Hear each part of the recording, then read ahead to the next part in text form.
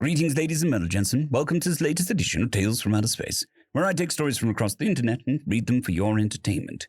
This particular story is called, In the Year 2230, Humanity is attacked by an unknown alien force. Though outnumbered and outgunned, the humans consistently wins battles because the enemy has no concept of tactics or strategy. It is written by kiwispacemarine.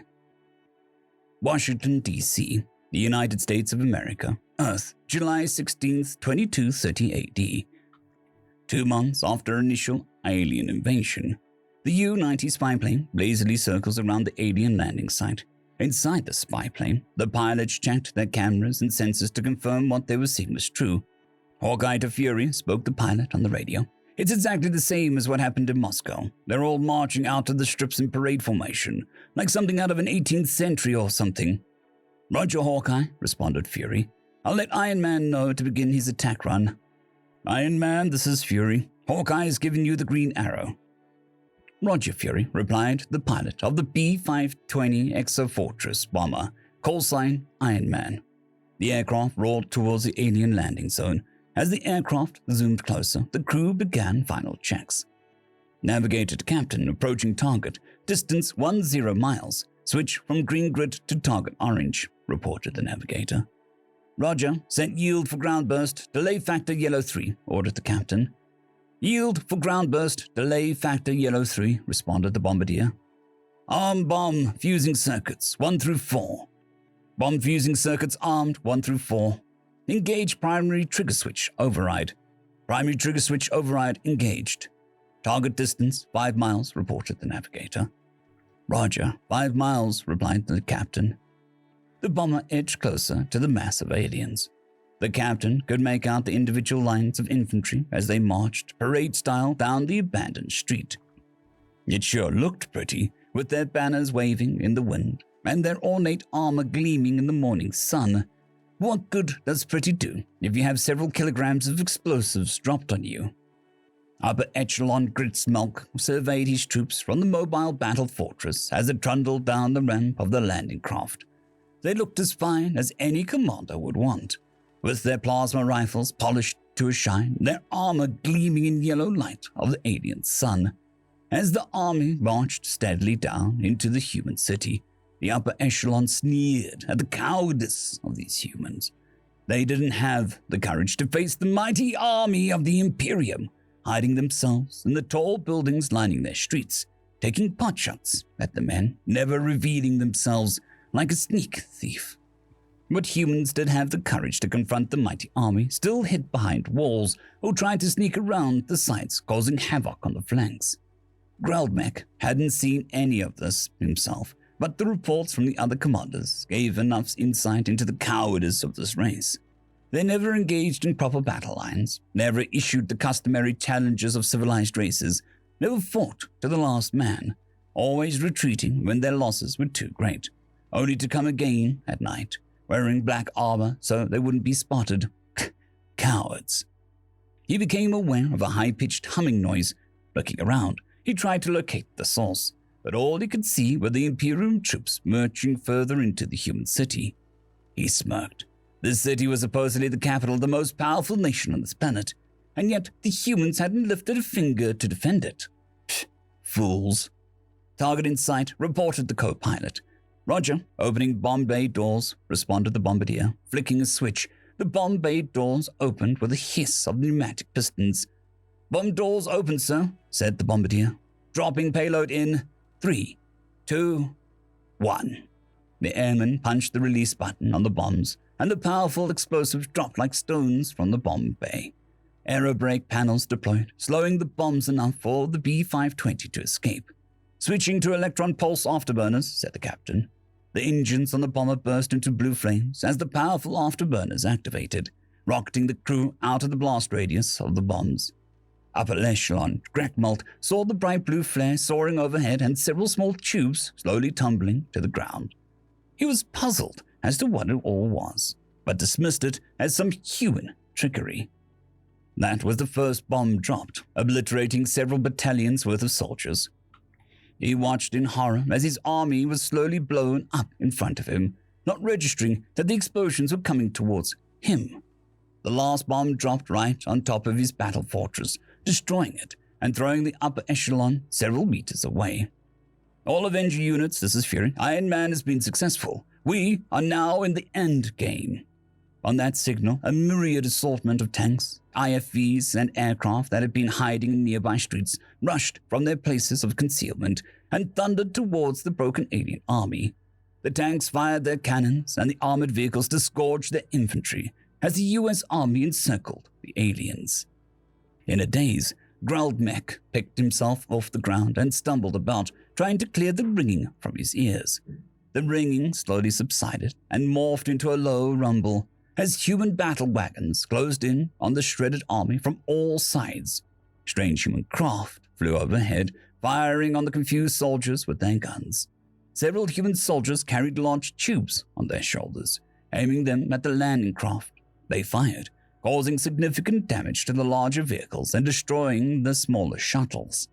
The human aircraft circled around the now overrun landing zone and fired their guns and explosives at the landing ships, destroying 2 of the large troop ships. The human soldiers were advancing closer now, firing their automatic rifles and chanting, "USA! USA! USA!" they chanted as they mowed down Imperium soldiers. "Purge the Xenos!" screamed one of them. "For the president!" shouted another.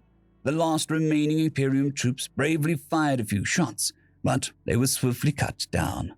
Mech couldn't understand. They had encircled this world with over 1,500 landing craft, each carrying 500,000 troops. How could they lose?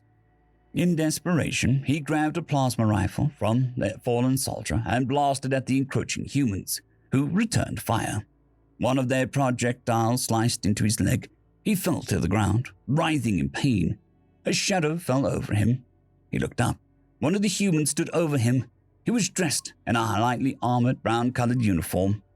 He wore a half-spherical-shaped helmet and, like the rest of the cowardly race, kept his face hidden under a black mask, which had the strange apparatus at the bottom of it, 2 glowing red eyes appearing at him. Private Bob Johnson looked at the alien from behind his gas mask. It had been shot in the leg and was definitely in pain. He considered putting the thing out of its misery, but he knew the command wanted all live aliens captured for interrogation. "Hey, Sarge," he called to a nearby soldier. "We got a live one here." He looked closer at the markings on the alien's torso. "And he looks kind of important." The Pentagon, Washington, D.C., United States of America, Earth. 3 months after total defeat of alien forces on Earth. 5 months after initial invasion. The President of the United States walked into the briefing room, flanked by his guards. The officers in the room saluted the President as he strode through the door, returning the salutes. He sat down at the head of the massive table in the room. "So, gentlemen, what's the verdict?" he asked. "How were we able to defeat a technologically superior alien species that could deposit 750 million troops around the planet?" One of the generals stood up. "Mr. President, I believe the answer is, well, I'll let Dr. Marcus here explain it." He gestured to a young female scientist sitting next to him. "Okay, General. Doctor," he spoke to the young woman.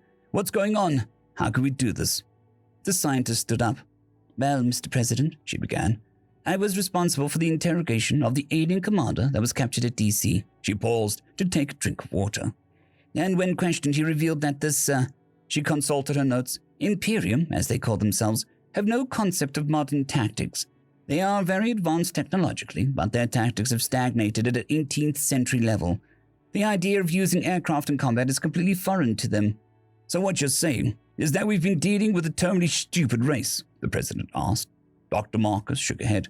"No, sir, they're not stupid, far from it. They do have energy weapons beyond our understanding, and they are, or were, capable of sending a substantial force to an alien world at superluminal speeds. But for some reason, they are just not great military thinkers." She paused again. "We're examining their computer records now. Maybe that'll shed light on the mystery," she concluded. "Thank you, Doctor." The President congratulated the young scientist as she sat down. "So, gentlemen, we've been invaded by an alien species who are so inept at warfare that they've practically given us advanced technology." He summarized the events of the past half year.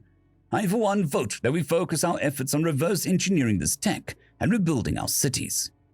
1 month later, 6 months after initial invasion, My fellow Americans, the president's speech blared from hollow screens across the country. Half a year ago, the question of whether we were alone in the universe was answered. There is life out there beyond our pale blue dot. Sadly, as the 1 million souls in the Mars colony found out, this life is far from friendly. The names of those brave men and women who ultimately gave their lives in the interest of science shall never be forgotten. The president paused in respect. However, every cloud has a silver lining. These militaristic aliens that came here to conquer were easily defeated by the armies of Earth and her people. I wish to thank all who served in the defense of this planet, no matter your race or creed.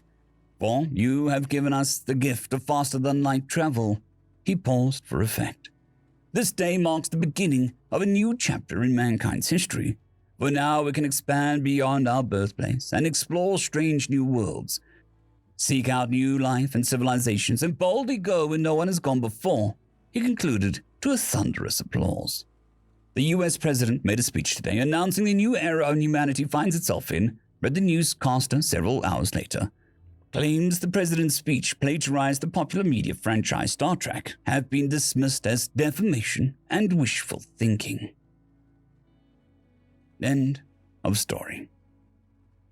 I'd quickly like to thank the T5 peeps: Cold War Boomerwaffen, Severin Cerberus, Bushmaster 177, Henry the Red, Caspar Arnholtz, Cold War Boomerwaffen, Elijah Silvercross, Dragzoon WRE, and Severin Cerberus. Thank you very much.